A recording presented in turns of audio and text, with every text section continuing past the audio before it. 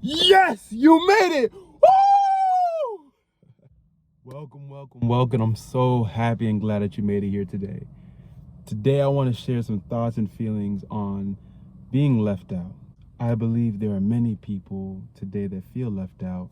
Some people feel left out of their own families. They may feel like, they don't fit in with their family. They may not be as gifted or feel as talented as other members in their family. Some people feel left out in their friend groups. Sometimes friends make plans without them, don't include them, and that's a sucky feeling.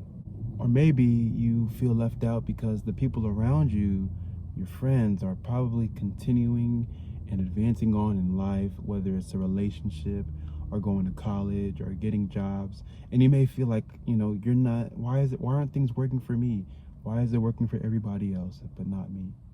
You see, feeling left out is a real deep emotional pain that humans experience, because humans are meant to, relate and feel connected, and we seek to mirror each other's experiences, because that's what makes us feel, a part of something. And whenever the chips don't fall that way, and the people around us are doing things that we're not doing, it really, really sucks.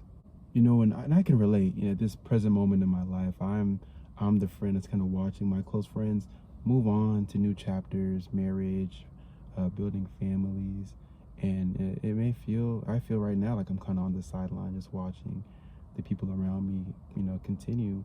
And I have thoughts like, man, what's wrong with me? Where in my life did I go wrong? Where in my life did I miscalculate or make a false move? And now that's the reason why I'm behind.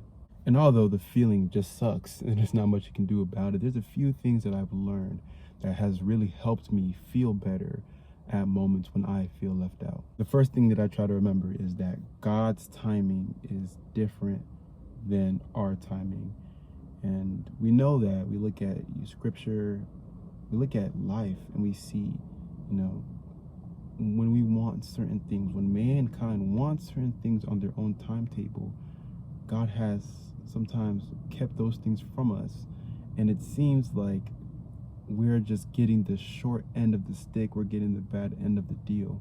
But God is planning something bigger and greater than we can even imagine. And what usually happens is when we are able to finally trust in His timing for things, we end up getting more and more and more.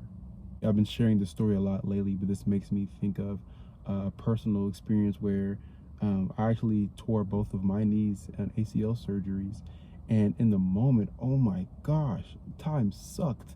The time where I didn't have, functioning working legs was so long. And I just wondered, why, God, why is this happening to me? Why is this, a part of my life? Looking at the situation in the future, now that both of my knees have been reconstructed, I can do whatever I was doing before, and just feeling way better. I've learned so much in that process of going through knee surgeries. I've learned patience. I've learned, how to rely on people. I've grown. I've learned so much about myself, about other people. There's so much along that journey that I've learned that I wouldn't have had unless I went through those really ugly moments where I really wanted God to fix it quick, and He said, no, son, on my timing. Number two is an attitude of gratitude. And what I have found is that having a positive attitude and remembering all of the things that I do have whenever I'm feeling left out really helps keep me, grounded and positive. It's so easy to look at the things I don't have, the one or two things that I wish I had, and then I can forget all the amazing things that God has blessed me with in my life. That there are so many people that they would love to have those exact things. So just really holding on to that attitude of gratitude, being grateful that, even though I may not have this one thing yet, I still have all these other things that I can be appreciative for. Number three is being a team player. And this is similar to having an attitude of gratitude, but being a team player is more about being happy for the other person, being genuinely happy for your friend that is recently engaged or married, or your family member who's recently engaged or married, or your friend who just got a new job, being genuinely happy and cheering them on and congratulating them for their accomplishment. You see, when you take the role of a team player, when your teammate does something good, that means your team does something good. That means a victory for them is a victory for you, right? So when you are able to be genuinely happy for the successes and accomplishments of your teammates, of your friends, of your family members, then you can find yourself overall happier and more grateful in your situation too. And there's also a saying, you know, when there's a blessing in the neighborhood, you know, best believe that that blessing's coming to me and coming to my doorstep too. And I like to believe that if something good is happening to somebody around me, I'm likely next in line. There's a scene in The Hunchback of Notre Dame, and it's so beautiful, but pretty much, long story short, the charming the charming warrior takes the hunchback's girl from him. And, you know, instead of being, you know, really salty, which he was at first, he eventually is happy for both of them and congratulates them. And you can see the peace between everybody, you know, and that's just an example of how powerful it is to be happy, genuinely happy of your friends' accomplishments.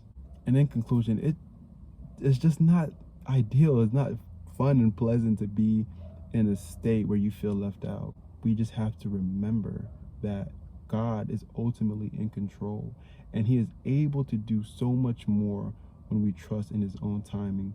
You know, a way to think about the way God works in our lives is that it takes time to build strong foundations.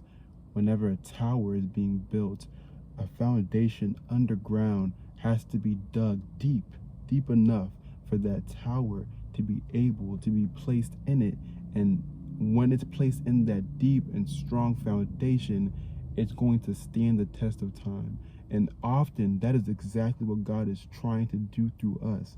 He may make us wait, but that's just making us stronger. It's making our foundation more tough, so that when God decides to plant, you know, inside that deep dug foundation, there is nothing that's going to be able to take it away or upset it or ruin it, because it is now a God-built structure.